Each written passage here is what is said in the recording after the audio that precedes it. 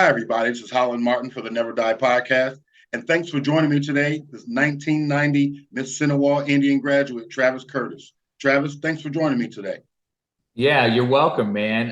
As soon as you reached out, I've been anticipating. So Yeah. it Yeah, brings back those good feelings. yeah, it brings back a little nostalgia, and the crazy times Yeah. we got. We actually bumped heads at Top Golf.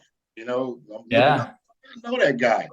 And then we linked in, and we also worked together at Chronicle Tribune about 30 years ago. So Yeah.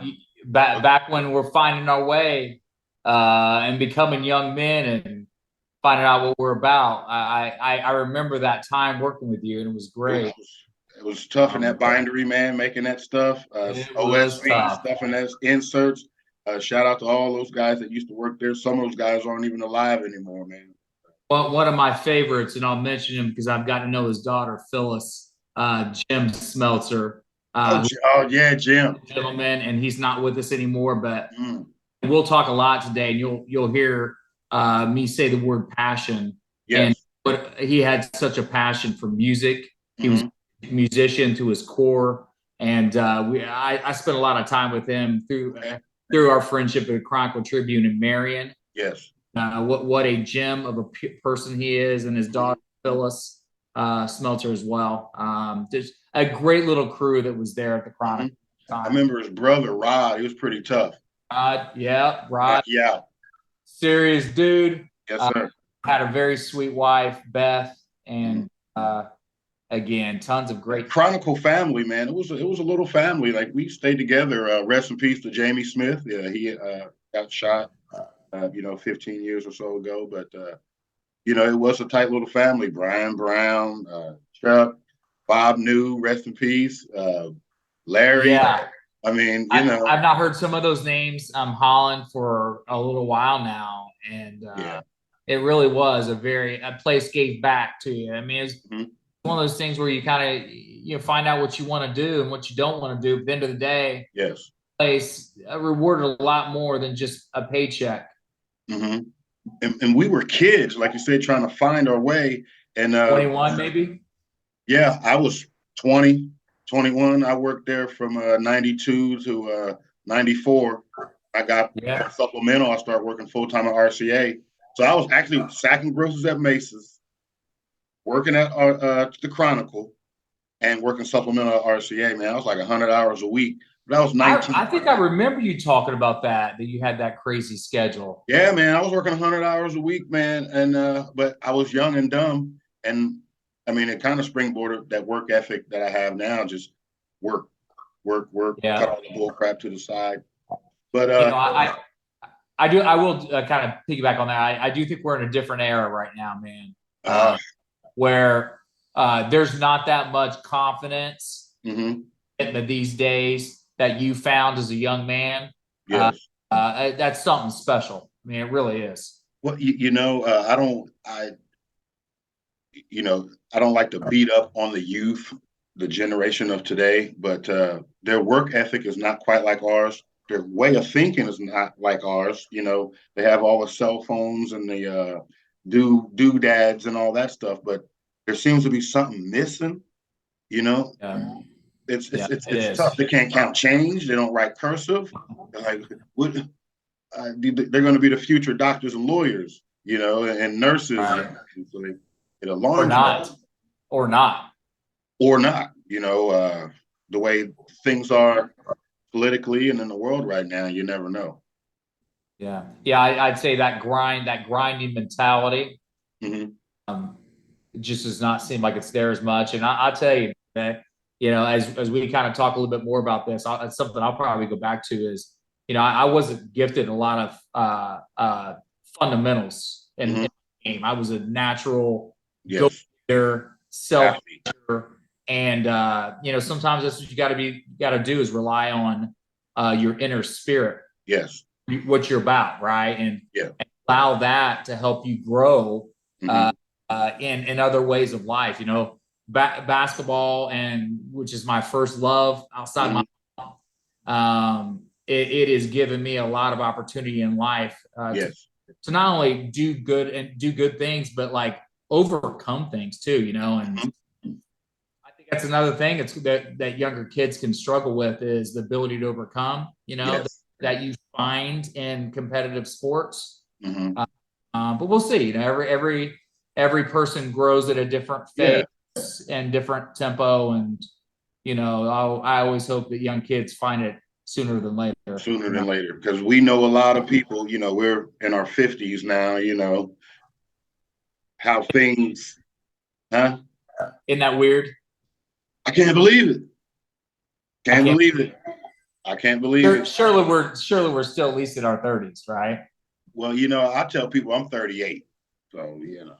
I But think you are. You're correct. you know what? I've been blessed, athletically and physically and all that. But the main thing is up here. I've been able to, and I've been through the ringer, been through my trials and tribulations around that time that we worked down there, and Yeah.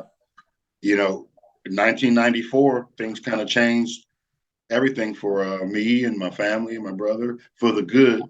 And, you Yeah. know, and I'm glad. But you know what? Let's get into you now. You were a Mississinewa Indian basketball player, and Yeah. you kind of spanned, when I was going through the research, a good area as far as the end of Purple Rain. Like you were what, a freshman when Mississinewa Yeah, sophomore.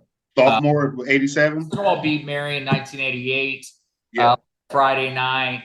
I was more of a bench rider at that time, but you may or may not know that starting five was boy, they didn't have a lot of physical gifts, Mm-hmm. but they had the gift Was of, it Hodson and Schrader? chemistry. So we had a starting point guard, Mike Harner, who Uh-huh. I grind against. I mean, I started against him when I was like sixth, seventh, eighth grade, and Mm-hmm. he was a phenomenal. I think he went to Armstrong State. Okay. You know, about a 5'9" point guard who just didn't make mistakes. Mm-hmm. You had Chris Schrader as a shooting guard. Yes. Richie May, who was a little bit of a grinding small forward. Mm-hmm. And then we had who else? We had Steve Foy and Jeff Liddick. So that five right there had been playing together for. Mm-hmm. I think at one point, man, they're top five in the state, maybe even ranked in the country, right? Mm-hmm. And that team was unbelievable to play with. It was very inspiring to play with them. I was a slow maturation player. I had a skill set, but I didn't mature probably until about my junior year, to be honest with you. Yes. So, but and like you were saying, just kind of, so just talk about that team, like maybe being, you know, a JV player or freshman player, and you know, Schrader would put up big numbers, you know, 37, 24. Hodson was a good shooter as well. So Chris Schrader was kind of like a bit of a semi brother to me. My house a lot. I grew up with Chris. Mm-hmm. Superstar. Mr. Basketball candidate. Yeah. He just was gifted at almost 6'4", 6'3" and a half, 6'4", could dunk, dribble, could shoot from everywhere. He really 6'3" plus, had every skill set you would want in basketball, right? Bounds, assists, you could see the floor well. Definitely led that team. And as you know, Marion Giant basketball was on a 13-year run of sectionals. Yep. To piggy tail on that, was on a 3-year state championship run, which is unbelievable. As that team, if I remember right, Holland, tell me if I'm wrong. That all starting five players of Marion Giants in '88 or in '87 made All-Stars. All-Stars. Yep, from which is unbelievable, Eric Keys, Ewer, Jay, Lynn, all those guys. Yep, they did. They made so when we played against them the following year, after Jay Linden, Derek Teague, after all those guys, Ewer, Persinger, after they all left. Yes. David Anderson. Who else? Jason. Kyle Persinger. Who was something? Maybe the oh gosh, that '87 team. That was the '88 team. That was Well, Maybe yeah. and they may even had Johnny Williams on that I think it team. was Johnny, Todd, Dedrick, and I think Yep. Jason was young in there. So And they could have been a part of that, even though I was a sophomore. Anthony Butler, I think, was part of that. Yep.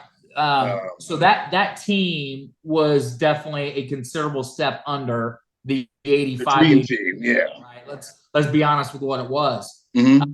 At the end of the day, Marion Giant basketball just had this, presence about it that Yes. they still gave an amazing team. I think we went into in the sectionals 19-1. Mm-hmm. So the only loss we had was an overtime loss to Alexandria. Yes. That had oh gosh, I'm gonna botch the name.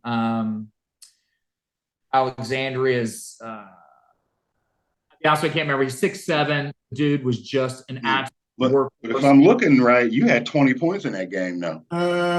No. So I would have been a sophomore. Okay. That could be one of my senior stats, but Yep. when I was a sophomore, 88.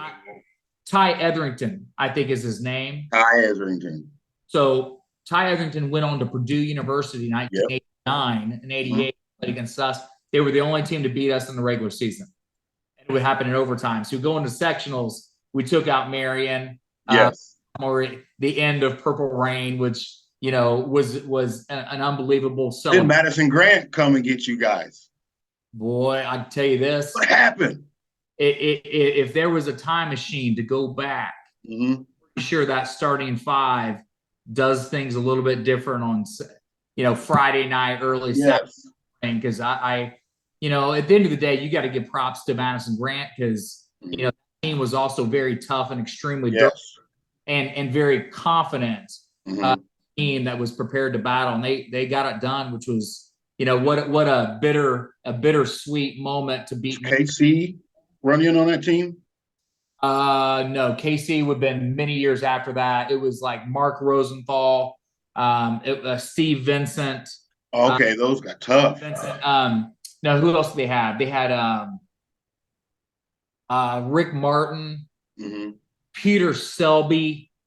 I can't. I'll be honest with you. They had a few other names, but they were tough and they beat you guys. Dude, they were tough, and at the end of the day, it's like Marion overcoming the Marion statue and stigma of what the dominance they had. I do think that took a lot, right? I do believe on some level, Mississinewa beats Marion 7 or 8 times out of 10 that year. I think that's what would have happened because they were just a team. But at the end of the day, Madison Grant clearly was a big adversary, and I think there was a moment there for them, and they captured it. Now it was my 88 team. Go on to 89. Yes. Which was me, Mickey McPherson, which is my cousin. Jeremy Marsh. Chad Martin. We had a great team. We had Tough team, man. Yeah. We had like 5 to 6 junior and seniors, and then we had some sophomores on that team as well. And I think the highlight of the year is that Wabash game. Wabash. Let's talk about that Wabash game.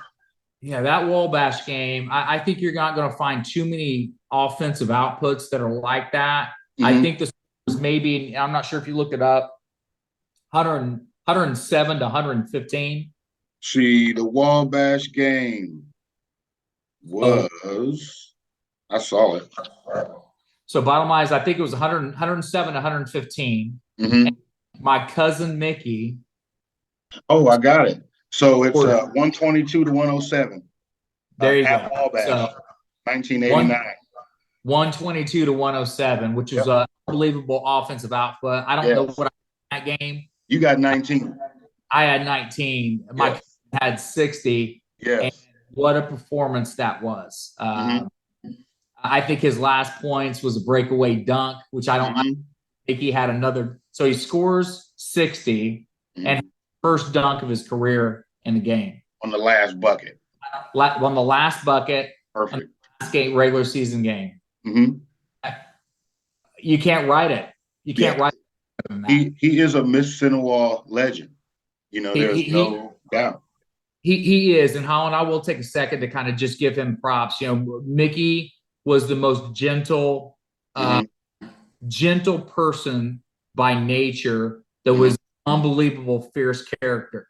Like he's one of those guys to when the game's on the line, another gear required, but control, right? That's what Mickey McPherson was all about. And I will tell you, whenever we played, man, I never, if we played against each other and pick up or whatever, you just don't take him lightly.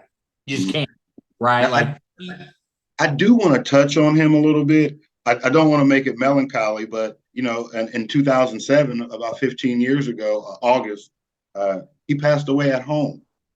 Yeah. Could you talk about how devastating? Was he sick? Or what was? Yeah, so he was dealing with some kind of personal issues, and at the end of the day, Holland, I think he was involved in an altercation that was kind of life-changing, right? So there was a fight in a bar. He steps in and he gets cut. It's one of those things, man, where it's like seeing a bad accident. Yeah. Wrong place, wrong time, and wrong place, wrong time. Not his doing either, right? I don't think that set well with him. Now, I by that time, I think I was involved with my own family and growing up, and me and Mickey are cousins, but we were never like crazy close. But it's like I knew it was very sad. His father, John McPherson, his mom Peggy, and it was devastating, man. If you knew Mickey, it's crazy that kind of happened to him. And what a loss. Everybody, there's not a person you would know in Grant County that knew Mickey McPherson well at all who would say a bad word about him. Just a unbelievable character, and obviously unbelievable talent. He did. And we didn't want to dampen the mood, but he is a Mississinewa legend, and we wanted to give him his flowers there. But let's kind of go back a little bit. Now, you had 3 different coaches during your career. I believe it was 3 completely different coaches. With Coach Burns first, Coach Hahn second, and Coach Elliott last. But you had Coach Burns both years, right? 9th and 10th? Yeah, so I had Burns. Creighton Burns, 86. Well, I was a freshman, but in his program, 86, 87, 87, 88. What a coach, hard-nosed, loves the game, passionate. You're not going to find a more passionate coach than he is. It was like a slow-down game, though? It wasn't. It was a little more slow-down, wasn't it? Oh, absolutely, man. Well, he had a machine. Yes. We went into the sectionals, realistically should have been 20-0 and probably ranked in the top, just a couple in the state. I think when we lost to Alexander, we dropped down. But the reality is we could have been 20-0 going into sectionals, and he did not have crazy athletes, right? I mean, athletes, he had 5 fundamentals. He had 5 seniors. He had some height, and Chris and Jeff, but the reality is, they weren't like this explosive team, but what they had was unbelievable chemistry. Yes. It was too much for most teams. Right? You had to play the perfect team to beat the perfect game to beat this team. To beat them. Yeah. Against these guys forever. And Creighton Burns really let them maximize their skill set and their strengths. And he demanded, man, like, kind of back to that work ethic and grind. Yes.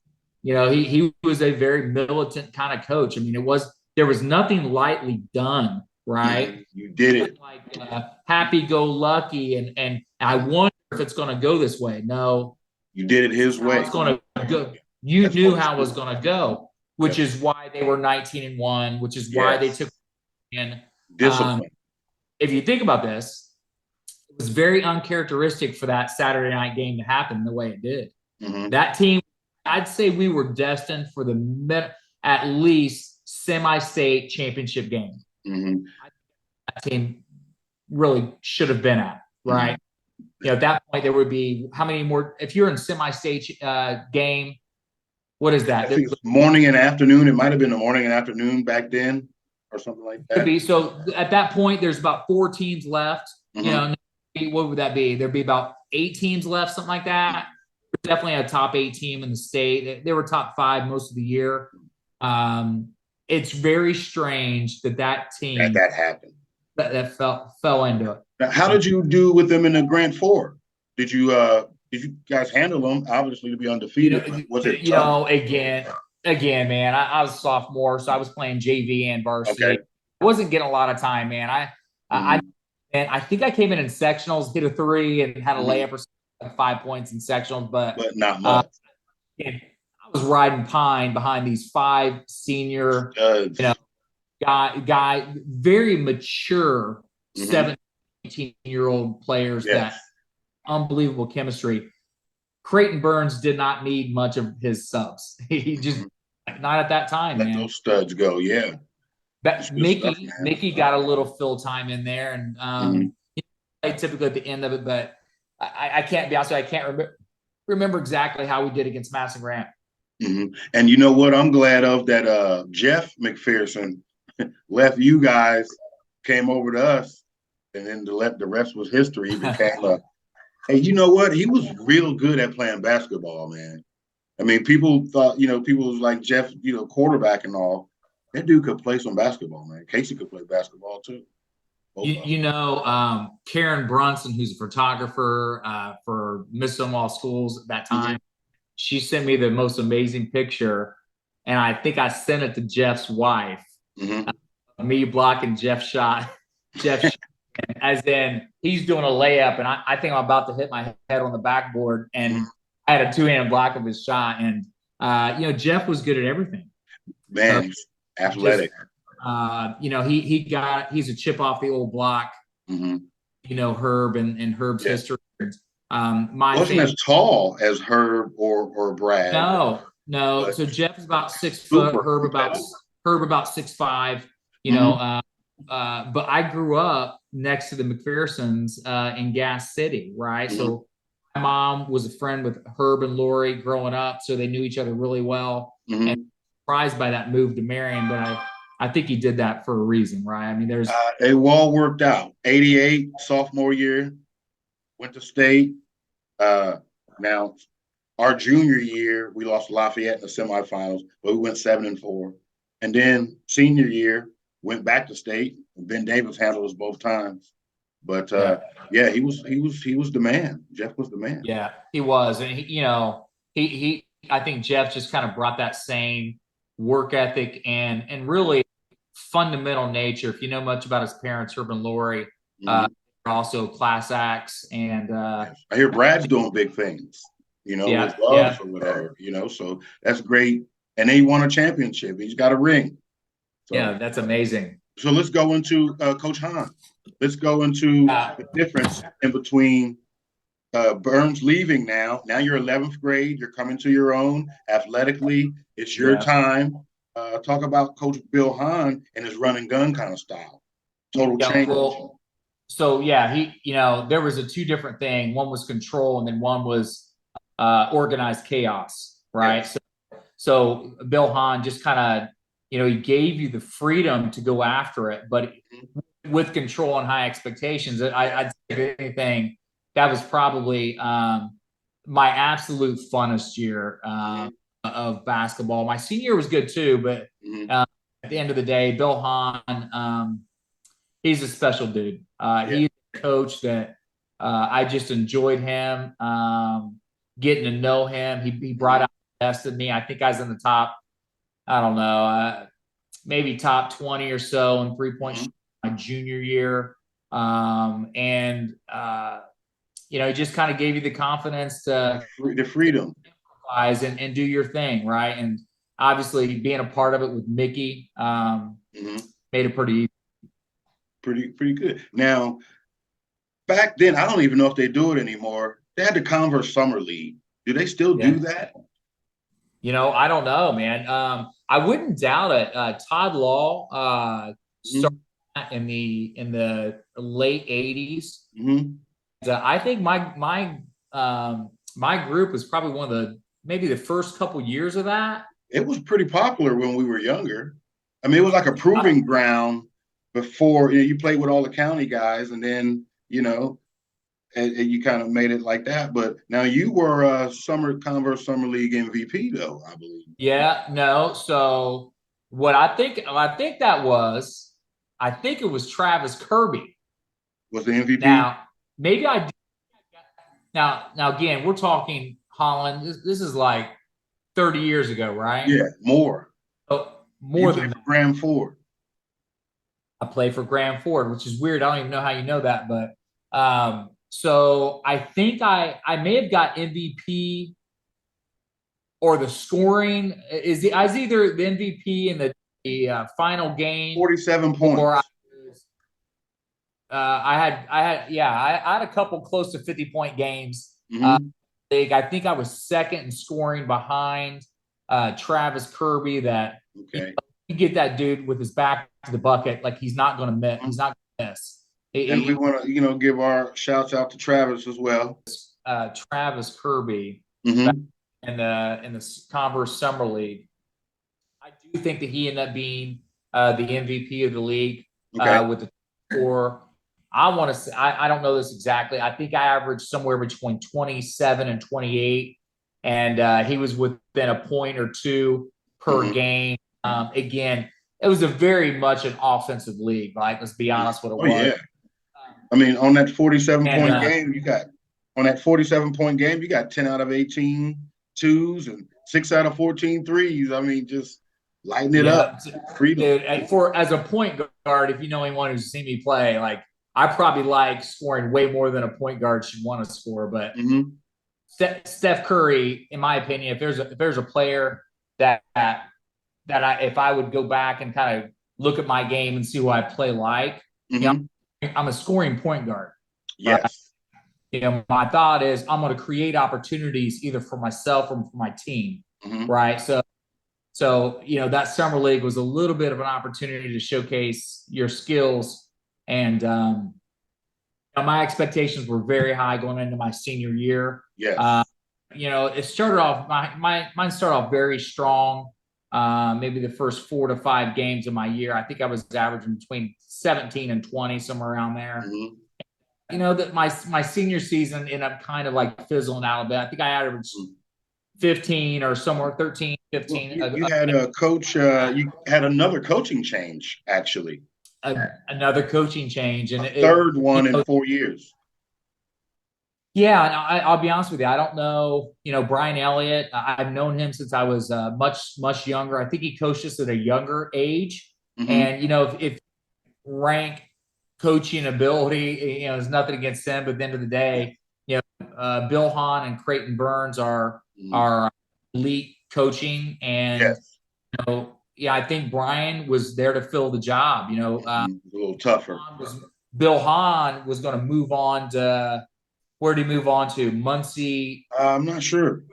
Whoever the Muncie Bearcats are, wherever the Muncie Central Bearcats. Yeah, Muncie Central. Yep.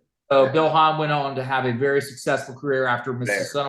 Okay. And it was a big letdown to me when I found out Bill was leaving. I definitely did not like it. And Brian Elliott was fine. He did great with our team. Yeah. I think would we end up my senior year maybe 13-7 or, which is not bad. Let's backtrack a little bit.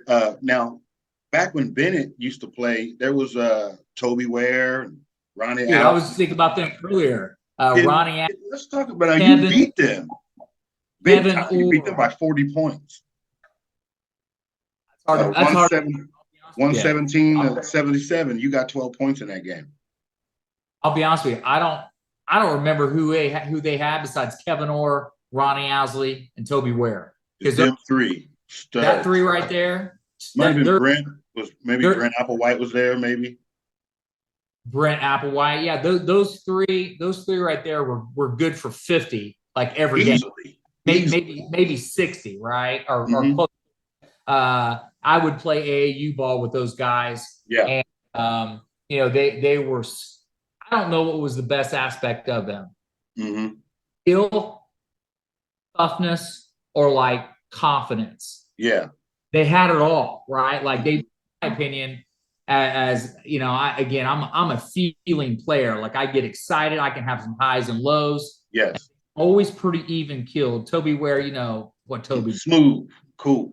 Toby was just smooth and strong, and what a baller he was. Him and Ronnie Owsley both.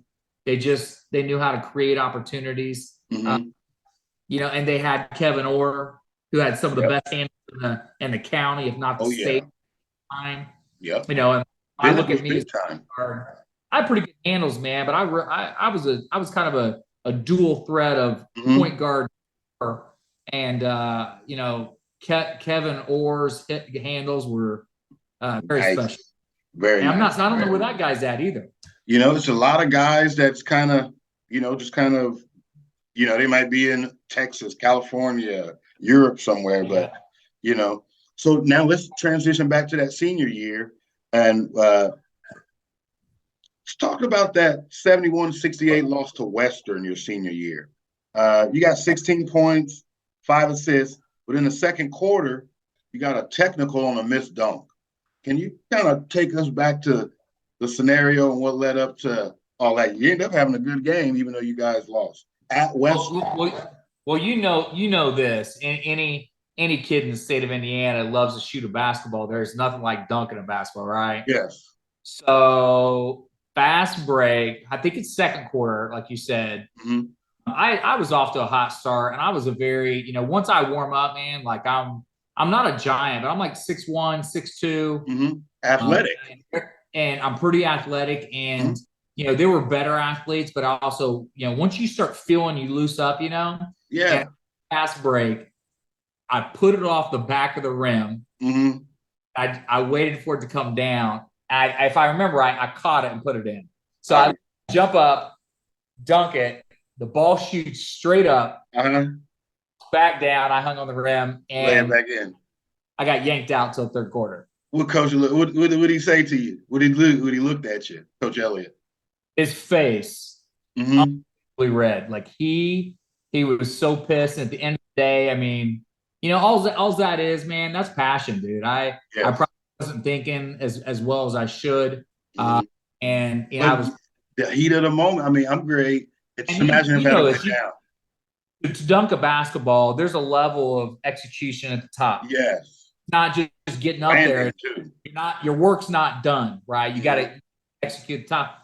And you know, hey man, I'll tell you this: I did better against Marion. If you go back to the footage, Yes. Kyle Boatwright had a breakaway layup that came off the rim, and I put it in over the rim with two hands. It wasn't like no tomahawk, But you know, it counts. It counts though. yeah. That's So it good was good. stuff, man. And That's I did real good not get a stuff. technical, or I did not get removed from the game. Mm-hmm. But like you said, you guys had a really good, a decent team that senior year. You're kind of looking back at your stats. I was looking at 14 points off the bench against Elwood in a good win.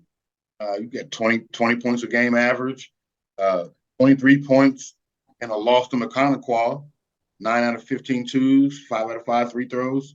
I mean, you were putting numbers up, man, big time. You know, I haven't, just to be straight up honest, man. I don't think a lot about high school basketball and how it went. And if I remember anything, dude, it was my absolute calling. It was not a hobby for me. It was something that, you know, really drove me, and it really even kept me out of trouble, right? Like I get invited to parties, I get invited, and you know, they're just, some kids can juggle that, Martin. Or and I just was never going to juggle any level of partying and basketball. It was my love, man. Yep, that's how I am with football. Do you remember the name Flava Sirk? Yes, was at Belmont, and then I think he went to Oak Hill. Yeah, but where would I feel like was no Southern Wells? Did you say Southern Wells? Southern Wells, yeah. No, I said South Adams. South Adams, okay. Yeah. Shout out to Coach Sirk, man. He's I'm gonna do one of these with him because you need to. That dude is a wealth of information. Yes. And a wealth of like great energy, if you know. Yes, good dude. And he beat Marion too. Him and Marcus Hall and all those guys, they beat man. Oh yeah. They beat. So when I played against them, he gave me just the best compliment, saying that I was probably one of the most offensive players. Mm-hmm. I created a trouble for them to guard, right? Mm-hmm. Back in the day, and I think that was at Southern Wells, if I remember right. Now the South Adams, man, I don't remember the game. I'll be honest with you. You know what? That's good. Because you balled out. But now in the Grant Four title game at Eastbrook, now you got 7, but now Matt Plank that transferred from Lakeview, he ended up balling out with 22 that game in the Grant Four. Matt had so much ability, dude. Yeah. Us for 6'5", he could jump out of the gym. Mm-hmm. He also was fierce. He was very mature for his age. Yes. There were games I think maybe Matt was feeling it, and their game not. And I remember that game, man. He was going off. I mean, it was just like, whoa, what's going on here? This guy from Lakeview doing this. Yeah. So Matt was a blessing to our team, and it was always fun to play with him, man. Good stuff. So as we kind of wrap through, like, how did your senior season end in sectionals? Dude, I'll be honest with you, man. I think I ended up kind of having a little bit of a disagreement with my coach. I don't that all stars were aligning. I mean, at one point, man, I had a lot of trials and tribulations in let's call it my final 8 games. I went in sectional. I was coming off the bench, maybe 5 or 6 games, dude. And it was me going from like, this is where my heart's at to where, I'm coming off the bench. I'm on the bench now, right? So I want to say I got into sectionals, came off the bench. I can't remember if you got any scores there or not, but I think I balled out against Tipton, 26 points against Tipton. Yeah. And a loss. But let's talk about that game if you can. So that game was where I learned there's levels to basketball. Mm-hmm. I went against Mr. Basketball candidate Matt Waddell. Yes, Purdue. So 6'4" point guard, right? Yes. What did I have in that game? 26, something like that. Mm-hmm. I remember the way I felt when I played in that game, right? Mm-hmm. And I knew I felt like I kind of led the show, and I felt right. We ended up losing that game. Mm-hmm. 63-59. Matt Waddell had 34 points. Mm-hmm. Let's call it 10 assists, 5 rebounds. Mm-hmm. 6'4" guard in high school quietly scores 34 points. 34 points. And it involved his teammates, and Matt Waddell was just a special player. A leader. Probably the best I played against as far as overall skill set and ability and discipline, right? Yes. He was amazing. Now, that was earlier in the year, maybe first 5 or 6 games. Yeah. And so back to kind of going into sectionals, I was dealing at the end of my senior year, I was dealing with some adversity. Let's call it that. Yes. And, man, there was nothing going to kind of keep me down, so to speak. Mm-hmm.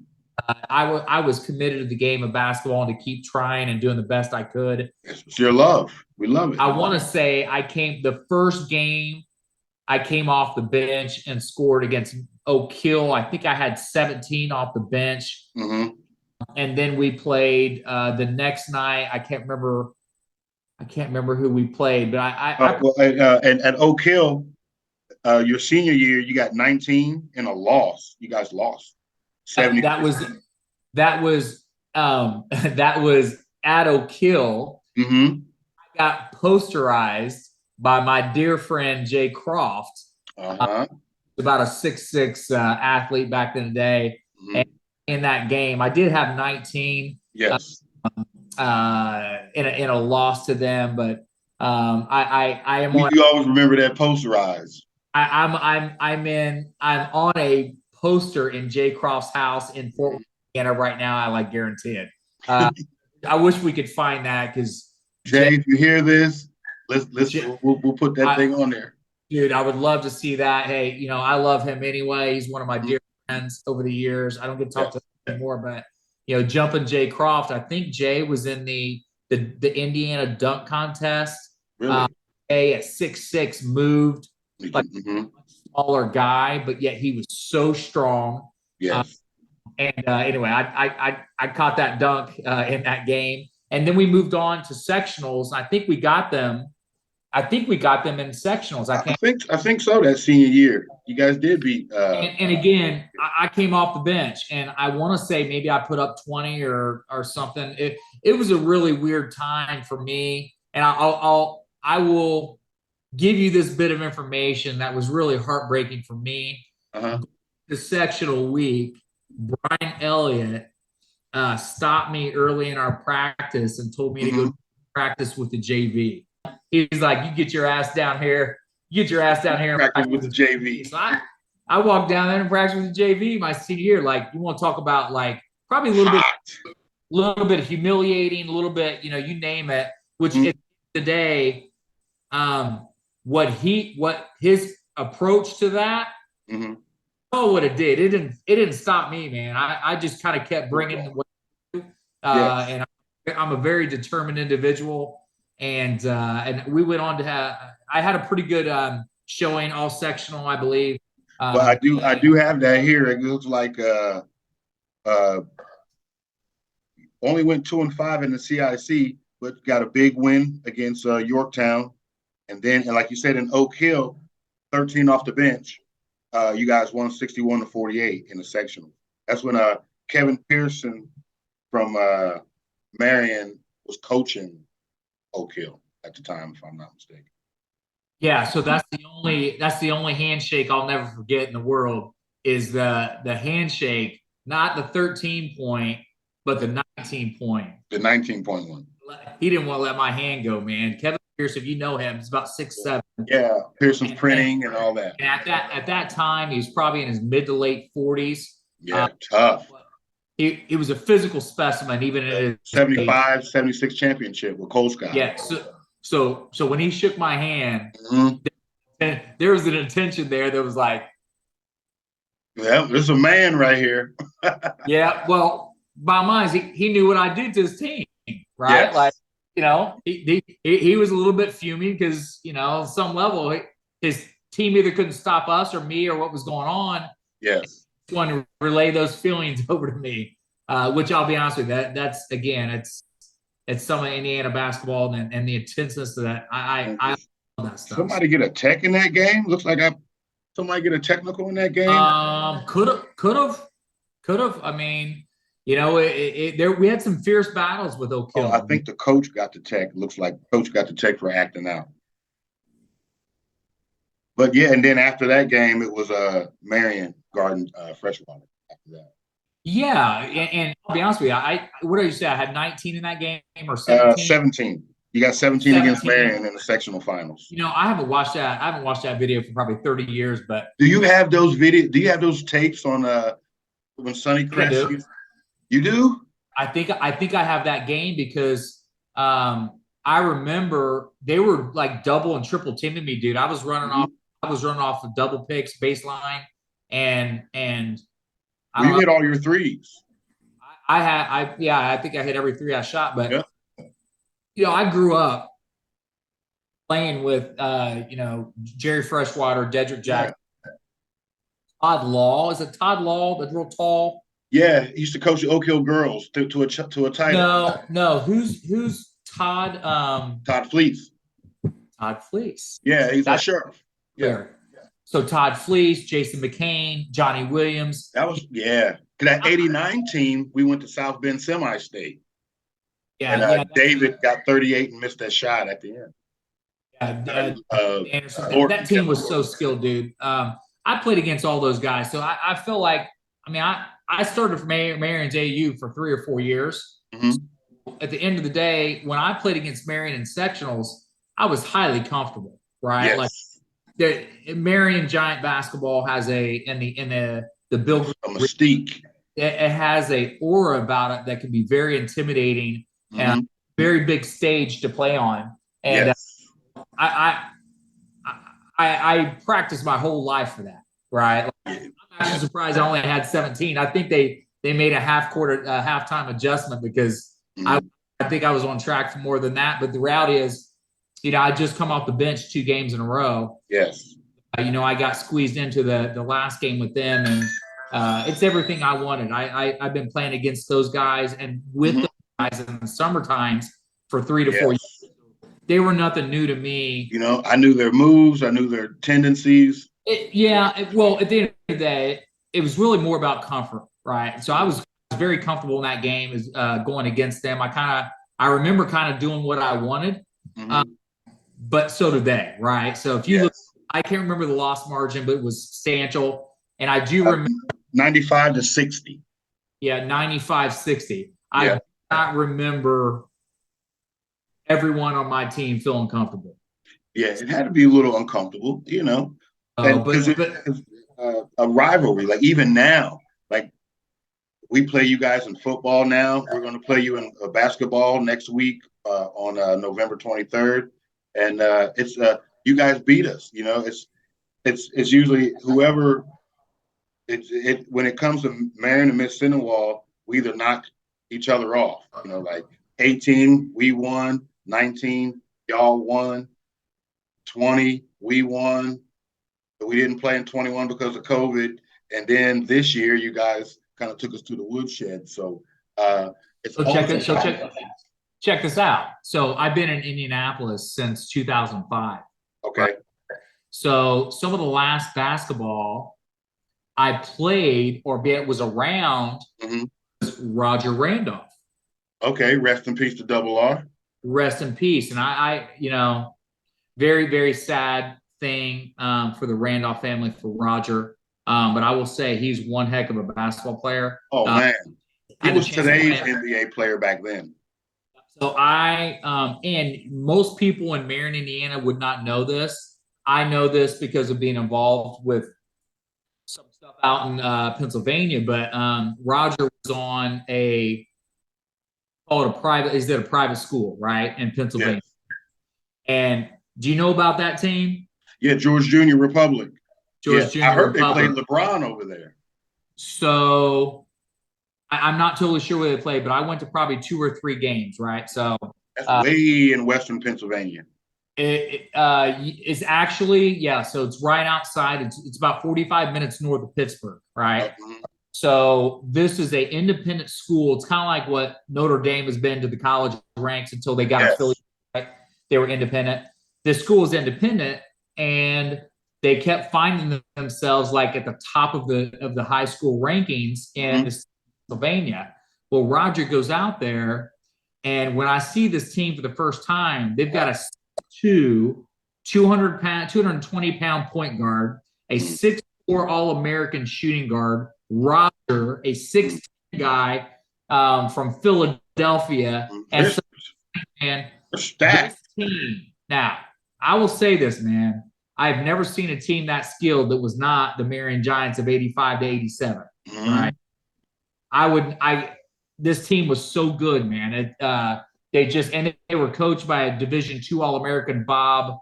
I can't remember his name, but their coach was fierce competitor. Yes. And he got the best out of them. Roger liked to do his own thing, and I think he had a little more. He did real good. Not quite as much. He did very well, and it got him. He got on to St. Francis when Rec Wegg and Blackman and Cliff Levinson was there. Him and I were always close, and I used to go up there and hang out with him in his dorm. Him and Andre Betts and Big Boy from Moomaw, I think. Moomaw from Mississinewa, I think he was up there with him as well. But it was some fun times. It's definitely tough. And that team that he was playing for out there, dude, was unbelievable. It was one of the highest levels. I want to say the first year they went from independent to class basketball, so they got involved in a class. Yes. They, like either the state finals or the semi-state, and talking like Philly teams, Pittsburgh, all the team across state of Pennsylvania, St. and Vincent, St. Mary's. Yep. they went right there and got that. Good stuff, man. So now let's talk about after high school. That senior year didn't quite end like you wanted it to, but you're still very talented. Were any colleges interested in your services? There was at some point, maybe midsummer, I got told that there was quite a lot of recruitment letters for me that was not given to me. I hear that a lot around here.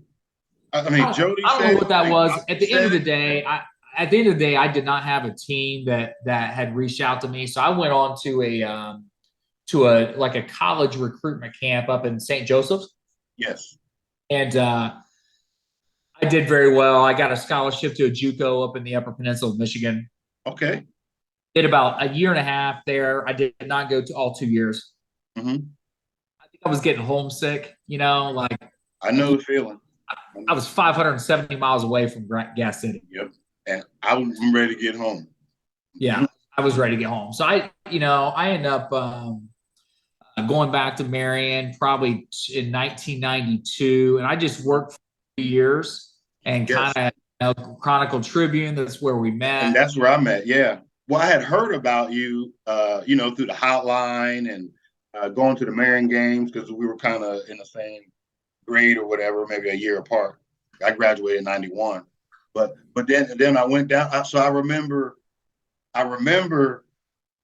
you being there when we were working there. And then I'm like, ain't that the dude from Mississinewa? I can remember me saying, ain't that the dude that played basketball at Mississinewa?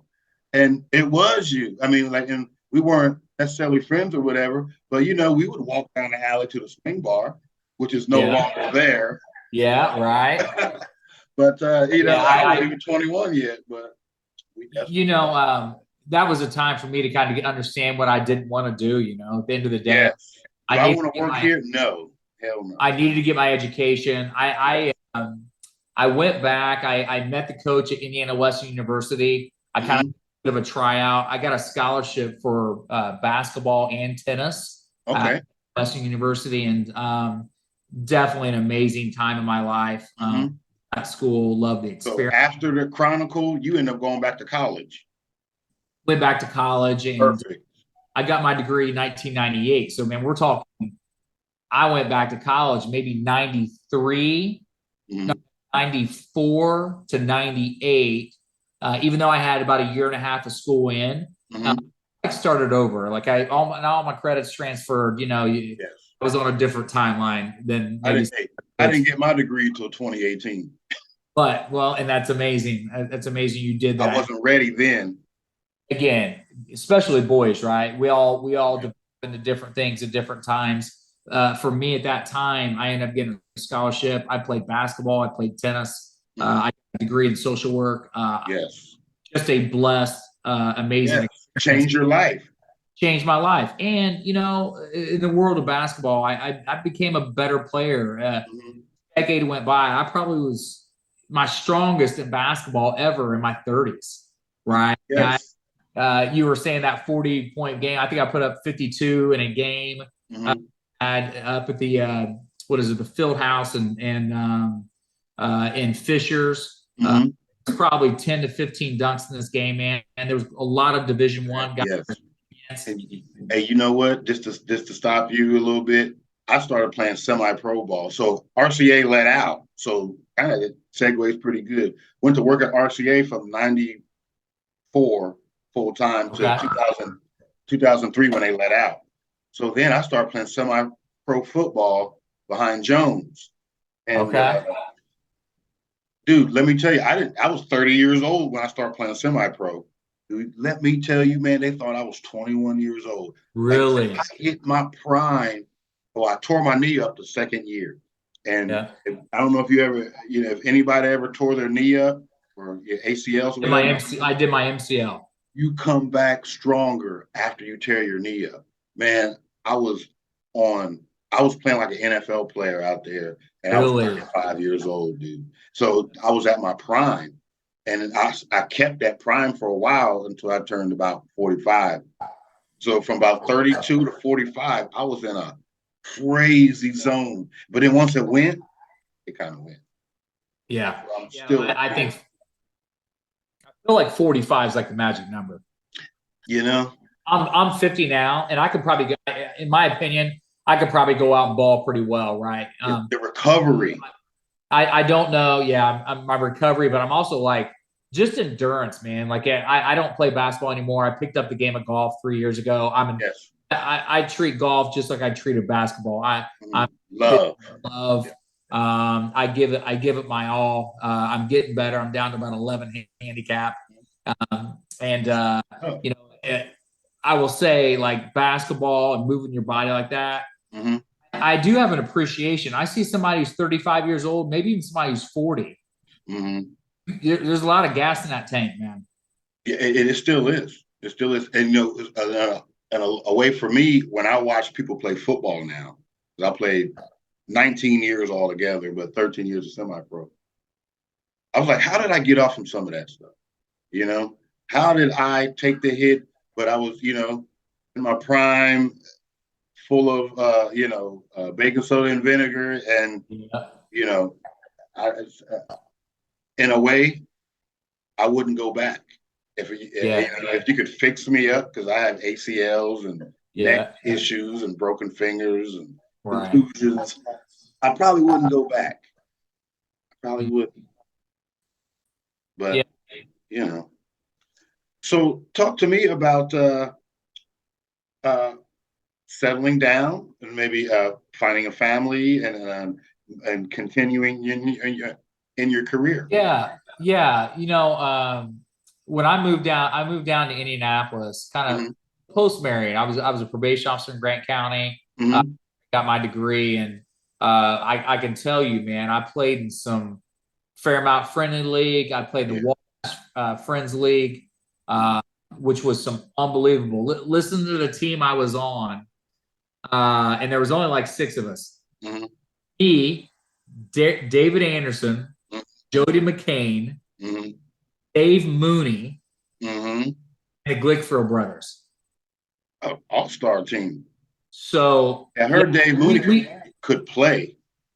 Dude, I tell you, I feel like David Anderson, Jody McCain, and David Mooney all scored in the mid 20s. Like we were averaging like almost 100 a game between the 4 of us, right?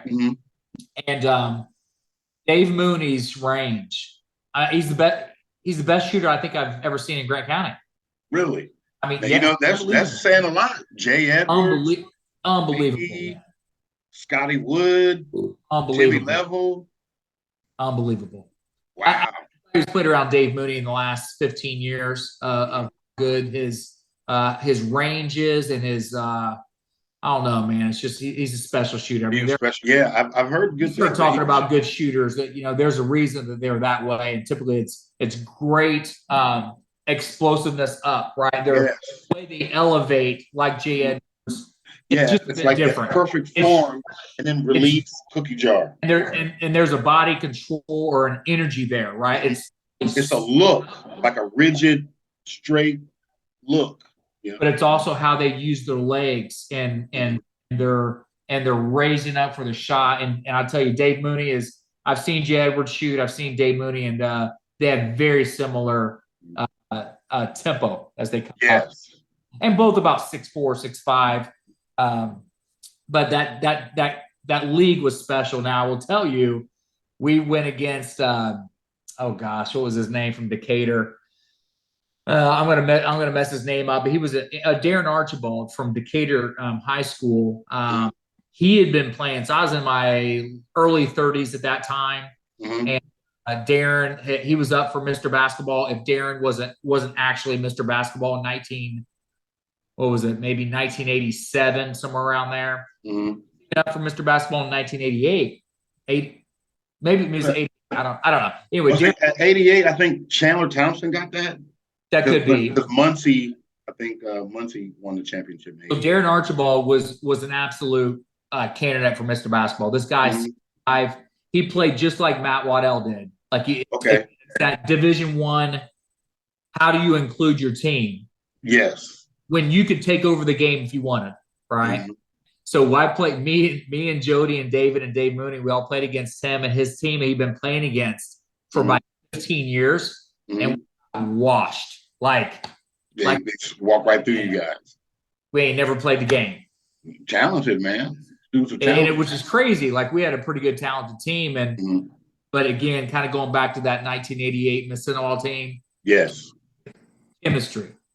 Yes. 30 and 40-year-old guys or late 30s. These guys had unbelievable. You know what to do. You know where to be. Their ball movement for open threes, like freaking Golden State. I mean, well, I'm glad you brought them up. I was just thinking. Now, for me, Odell Beckham and Steph Curry have kind of ruined high school sports, where all the kids now, they want to shoot half-court threes. And then all the kids in football want to catch with one hand. It's kind of died down the last year or so. But then again, the Warriors have the best ball movement. So it's like Steph will shoot half court, but then they still give the extra pass to the wide open man. I love it. Well, finding that path of least resistance, right? So every session you're going to find the weak link, and whether it's help side or recovery, that ball movement is what Golden State is just unbelievable with. Yeah. Alone their ability to shoot the three, right? But that's why they're so good. And I would say that team I played against in Wabash, which was Darren Archibald. I mean, they had it. They've been playing together for 15 years. So I love that league. And then life's experiences brought me to Indianapolis in 2005. Yes. Started playing at the Field House. My game got pretty amazing, man. I put up getting to 50 points in games at times was definitely in the cards. I probably went from more of a point guard to scorer, shooting guard. But about 5 years ago, I made the decision of, hey, this is it, man. I can keep doing this, but it is a grind. It is, like you said, the recovery. I could play all day and party all night, not get no sleep. Then it got to be, I'm gonna take this game off. Then it'd be like, I'm done. And I knew it. I knew when I left that last game in 2015. When it's time, and nobody paying us $1 million to do it anymore, right? Like that's what people say to me. Well, the first thing they say when I tell them I played football, they always say, "Well, how much did you get paid?" I didn't get paid nothing. Oh, I wouldn't have done that a lot. I do it for my love. I do it for the love. Oh, man. And that's what it is all about, my man. For the love. And I got brothers that'll run through a brick wall for me, man. From little rural communities all over. Policemen, firemen, farmers. They will run through a wall for Holland, man. I'm telling you. Because we went through the fire together on that field. Well, that's where kind of the passion lies, right? Like you don't need to be paid. Like being paid, what a blessing pro athletes are. Yeah. It's unbelievable what a blessing they have, but it's not why I didn't drive to want to. I went through 4 cars driving all over the state. I played that game, man. My first game, you asked me kind of, start kind of where in high school, right? Yes. My first organized game was at the Marion Pow Club.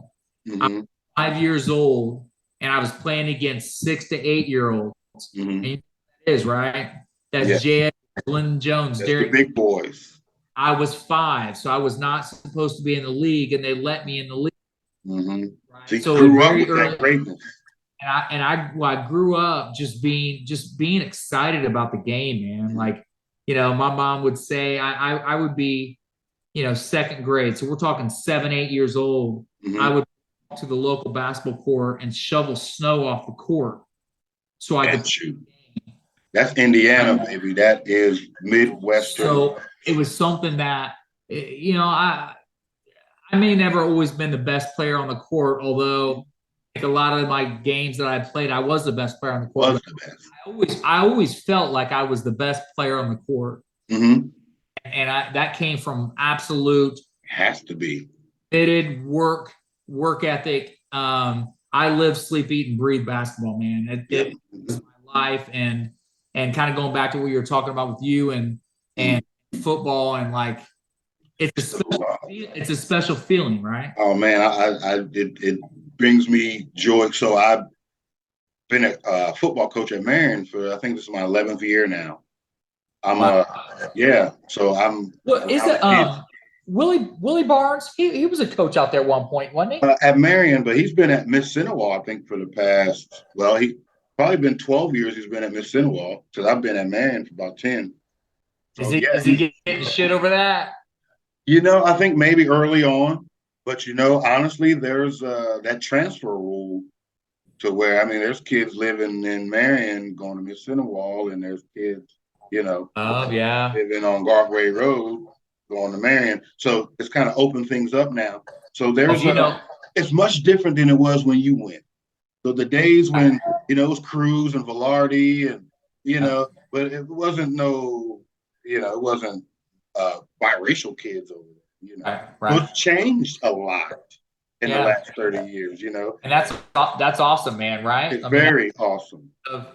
Of our society having more multicultural. Growing, yes. Because Chris Schrader, you look back in the day, Chris Schrader he was the only one. Mixed or African American kid. Yes. Was cool. And he's the biggest. If you remember right, Marion didn't treat him very good when he went over sectionals, right? Like, so bottom line is there's way more acceptance and yes, that's an amazing thing. Now again, I'm in Indy, so I don't get back very much, but I love to hear your stories about how much more competitive maybe it's getting with Mississinewa. It's getting very competitive. It was not, man. I mean, you know what? Not to slight you guys. When I went to high school, we wouldn't even dream of playing you guys in football.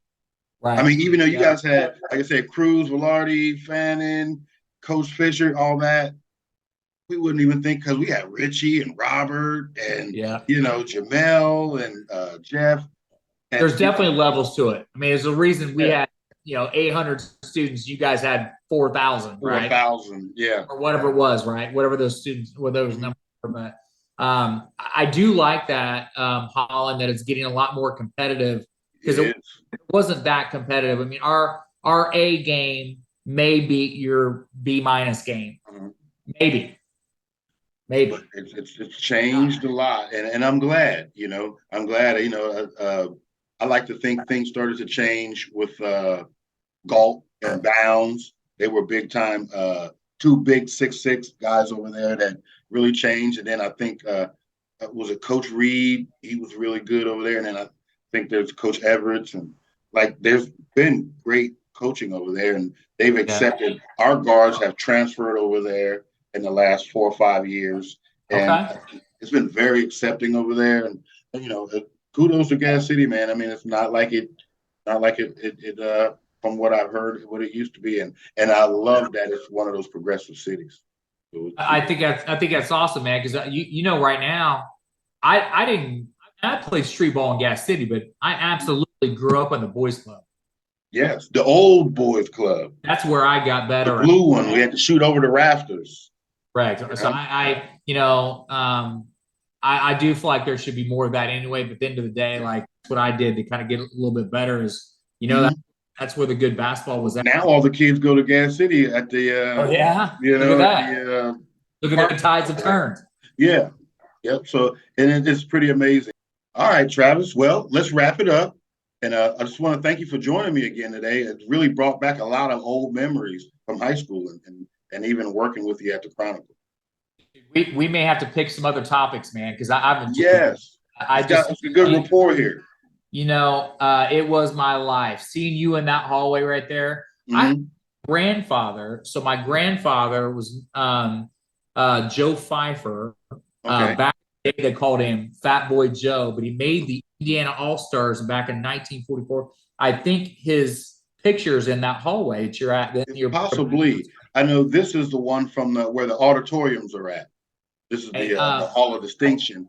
But he's probably, and a shout out to Overlook Productions, Channel 27, Mark Fauser, and everybody that has something to do with Marion Athletics. They're really putting up some great murals and things. What history, man? What history is in that gym and in those big hallways? Time. If those walls could talk. I went to Mississinewa, but at the end of the day, where you're at, your background, as soon as I saw it, I'm like, oh man, well, Oh yeah, purple and gold. what am I getting it into gives here? it's that rivalry. It's a natural I rivalry, love it. and I love I it. love it, man. I we do have to talk because I wanted to talk about uh, some of the young guys that were coming up under you. Because after you guys, I mean, it was the Watson Young era. You know, I think Chance Yeah, comfortable now. dude. Chance Young was the standout on that, and Chance kind of went under my wing a little bit. And I, Mm-hmm. man, Chance, what a fierce handful of talent he was. I mean, Mm-hmm. he kind of got to the point where he could do whatever he wanted. Quarterback as well. Quarterback, multi-sport athlete, incredibly disciplined and tenacious. Yes. And I never played. I played against him when we were younger, when he was younger, like freshman, and I was either a junior or a senior. Mm-hmm. You know, he was. If we were too much closer in age, I would have been battling with that kid. Yes. I would have had my hands full without a doubt. And he ended up being a principal and a great coach Principal, too. athletic director. Yep, when he coached at Marion, he beat the Giants as well. So it's a lot of that. But I want to thank you again, Travis, man. Yeah, I appreciate my you. man. Thank you so much for having me and talking. Yes, sir. We'll kind of reconnect and do this again. I love it. I'm down.